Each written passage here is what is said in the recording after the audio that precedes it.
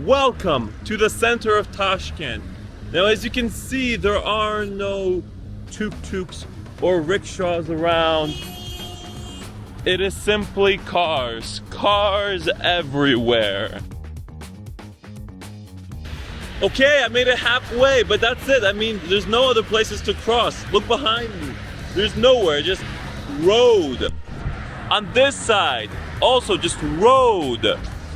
But somehow, the Uzbek people in Tashkent just get across without getting splattered like a toad in the road. It's a highly impressive skill. It'd be really cool if it were exportable.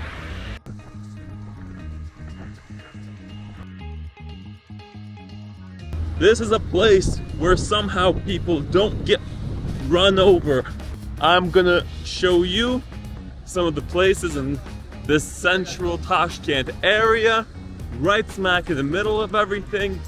You're gonna see some sick foods. Let's go, guys. Now, it may not look like it, but we are really close to the Hazrat Imam Square, home of the Hazrat Imam Mosque, one of the most beautiful mosques in Uzbekistan. Here we've got a ragazzo boutique. Ragazzo, of course, meaning guy in Italian, which shows really how much the country has become more modern since opening up. As of 5 years ago, just 5 years ago, and prior to that, it would have been quite difficult to travel to Uzbekistan. But at that point, newly elected leader of Uzbekistan really wanted to open up the country to more tourism. Probably because he was looking at all the other countries opening up and started thinking, how do we get more money flowing, you know? Now, honestly, around here it doesn't look quite like a tourist mecca. And that's not to say anything bad of Tashkent. It's simply because, you know, this looks like a city. And tourists like to flock, you know, to more unique looking places. But it's still a wonderful city. Oh, over there we've got a Plov maker. Of course. Здравствуйте. Могу снять, посмотреть? Now this is the legitimate way of doing it. You stick it in a giant kazan, like a big cauldron thing. You always have somebody working with it. You stick a ton of ingredients into it. You stick a huge thing of rice, put some oil in there, some meat. Here he's covering it up. Then various spices, herbs, usually some carrots, depending on where you're at. They'll stick in some eggs or other things. We're gonna see some more stuff of it. You see this, guys? This is how they make shashlik. It's authentic. You literally take the coal woods, you burn it all the way down, and then you put the meat skewers usually on top of it to get all smoked out. So it's really hard to do it in places. It's very common to mountains because they don't, you know, buy industrial coal or gas. They'll just, you know, burn the wood. And outside of Central Asia, it's kind of hard to come by because, you know, people just use grills in America and the West. But here, it's a common thing. All right, there's something you need to understand. This stuff takes time to make. I'm gonna find out exactly how long it's gonna take to make. I need to know when he put this in because it's gonna take another hour for this to get made. Первый раз будете масло наливать. Okay. За 50 килограмм 15 литров масла. Okay. После масла просите вот так куски мяса. Ага. Сколько понадобится? Там, наверное, за 50 килограмм рису 35 килограмм мяса будет. Okay. 40. Жарите хорошенько, лук положите, еще жарите немножко, лук половину оставьте, половина. Там будет около 6 килограмм лука. 3 килограмм бросьте, вместо мяса жарите, а потом еще через 5-10 минут остальные лука будете бросать. Еще жарить будете. Когда лук становится мягким. Не мягкий, цвет О, светлым, как белым, таким Да. светленьким? Не, наоборот. Чуть черным становится. Чуть черным становится. Ну, не чуть, слишком черным. чуть когда поджигается чуть. Да, вот такой свет. Окей. Это какой свет? Я сейчас по-русски не могу говорить. Ну вот такой свет. И потом будете морковку бросать будете. И когда морковку будете бросать, не будете уже жарить. Мгм.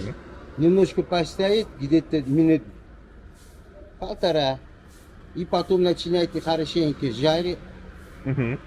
А потом есть там мувич. Yarımların orçasını meyde.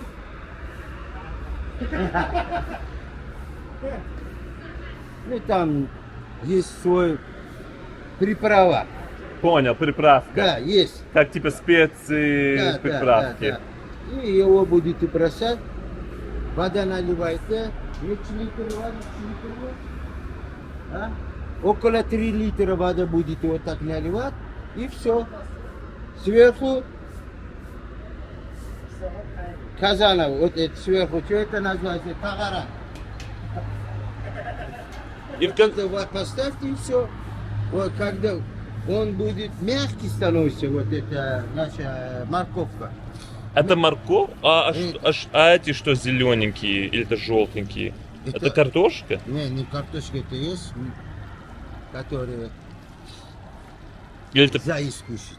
Морковка, да? Ну, а оранжевая Да, морковка. красный есть. Красный есть у нас. И желтый есть. Вот желтый морковь? Да, морковь есть. О, интересно, я в жизни не видел желтую морковь. В Америке не существует желтая морковь. И вот это сейчас, когда мягкий становится, морковка, все, потом будет рис бросать сверху. Потом 2-3 раза туда-сюда бросает. Угу. И около 45 минут будет стоять. Вот когда морковь будет готова, вы бросаете рис. Нет, это уже один, другой казан готовим. Это другой казан. Уже там все бросено. Уже сейчас, через час готово будет. Будем раздавать. Понятно. Сейчас где-то около час обеда. Рис сюда мы бросаем. Не около часа, 12 часов. А до часа будет стоять. Понятно. Час. И потом это тоже будет готово. Размещаем и раздаваем.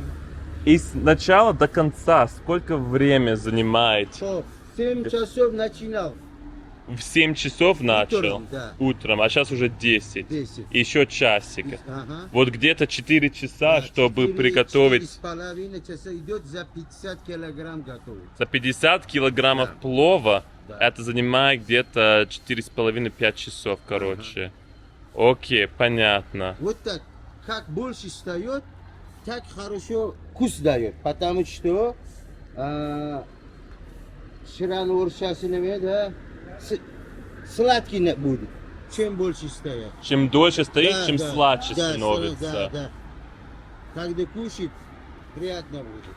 Окей. Вот я не совсем понял. Вот ты это тот раньше уже поставил? давай. Они разные. Не, одинаковые все. Ну только это другой казан, это другой казан. О, ну одинаково. Не, да, одинаковые. Все Вот положено. то, что вы здесь сделали, вы уже там сделали. Да, правильно. О, Потому что и это сейчас- просто, чтобы тот был свежий, а теперь этот следующий будет, который будет готов еще Всё, попозже свежий. чуть-чуть. Свежий раздали. А, понял. Ну, Сейчас через час, вот, около 12 часов сюда рис будем бросать. Точно так же будет потом. мгм. А, понятно. Сейчас здесь риса нету. До Понятно. риса это операция все. До риса. Сейчас рис бросим, потом час будет стоять, и это тоже будем раздавать. Понятно. Чтобы свежий сделать, Чтобы когда Да, пришли, время чтобы пришли разницы. днем, могли тот съесть, а потом попозже этот Да, свежий да. съесть. Отлично. Намного труднее так делать, чем просто, наверное, одновременно, но Ну. но надо, чтобы был свежий. правильно. Все хотят люди свежий кушать. Да, ну конечно. Ты тоже, я тоже всегда, где не пойдем, спросим, свежий, да? Да. Хайран, Лайла.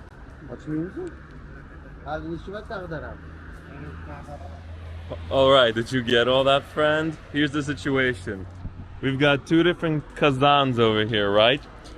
That one was put up here by this fine gentleman at 7 a.m. this morning. It is now about 10:30. It's going to take another hour, so it takes about 4.5 hours to get done from start to finish. This morning, this one looked like this one. Now the other really important thing is that it needs to be fresh. This is a point of pride. It can't be a situation where you prepare some in the morning and then you go, well, that's good enough. This will last the whole day. Because people here will know. They talk about it. When they ask each other about a place to get some of it, they go, is it fresh? Свежее? And the answer is no. They shun it. So they have to make one in the morning, then they start preparing the other one a few hours later, so that by the mid-afternoon to early evening, it's still fresh. Let me show you around a little bit. This is very traditional Uzbek vibes. We've got a nice little art over here. We're probably gonna see this later. We've got a nice rug hanging on the wall. Common not just here, but really in any essentially Central Asian countries. Some rugs are meant to be put on the floor, others get hung on the wall. They have very different purposes. We've got a 6-seating area here where you just sit down here instead of sitting at a table. And some plates over here. Also very Central Asian and Middle Eastern sort of a thing. Another rug up there. Basically, really cool vibes. So my friend, here's the dining situation here. You're probably used to, when you are eating your meal, having a nice, ice-cold, tasty beverage with it. And for the younger generation in Uzbekistan, this is also the same thing. You know, you have your meal, you have like a Pepsi or something with it, it's delicious, and it's a Pepsi, not a Coke, because your Pepsi's what sponsors everything and their mother. But here you don't start like that. You start with a tea in with your meal. This is the most important thing. And then, at some point later after your meal, you get to have the kompot. Now I'm going to teach you a couple more things. First is, here you drink tea, not out of cups with handles, but essentially like what looks like a little bowl. I'll get the name for you later. And now this kompot is something that most people outside of the USSR are likely unfamiliar with. What it is essentially they take fruit with water, they boil it, add a whole bunch of sugar to it, and you can choose whatever fruit you want. Pear, peaches, cherries, whatever. And then you let it cool, and then you drink it. And it is, for sure, delicious. And when you're traveling, I'm gonna just tell you, listen, my friend, you should always just stop in these little unexpected places as you're walking through the streets, just somewhere you weren't planning on going, because this is where the best food is going to be. Okay, friend, we've got ourselves a nice little fresh salad, some onions, tomatoes, cucumber in there, and now here it is. I know that this is what you've been waiting for, given how hyped up it's been, the plov. Look at everything, the yellow carrots, the meat on top. It's time to actually see, does it live up to the hype? Does it live up to the hype? Yeah, it's good. It's similar vibe to like a biryani. I'm probably gonna get a lot of hate from some Uzbek people for comparing this to biryani, but it's quite delicious. Just nice, oily. You definitely don't want this if you're on a diet, but you don't really want the Uzbek food in general if you're on a diet. Now let's look at all the parts. This is lamb. This is a yellow carrot. It's really sweet. Orangey carrot, also sweet. Looks like they put some, I think it's chickpeas in here. And then this is, I'm not sure what this is. If somebody wants to leave in the comments what this is to let me know, please do so. But it's sweet, it tastes like a fruit. So this dish isn't like all savory. It's got some fruitiness to it, some sweetness to it, a little bit of sweetness, which also I haven't experienced in America. There it's just been savory. It's like a mix of flavors, an explosion of flavors in your mouth, like a gusher just exploding in there. And I forgot about one of the most important things though. Sorry, you're gonna have to forgive me. Which is the lipyoshka. The lipyoshka. Lipyoshka is essentially, well, it's bread. It's bread that they cook. Usually they'll put it on in a clay oven, as most good breads are cooked. It's pretty dense. Let's see if I can show you how dense it is. Look, we'll rip off a piece of it. Beautiful. Now riddle me this, how much do you think all of this cost? So remember, it was the bread, the tea, the compote, the little salad, and the actual plov. Pause the video, leave in the comments how much you think it was.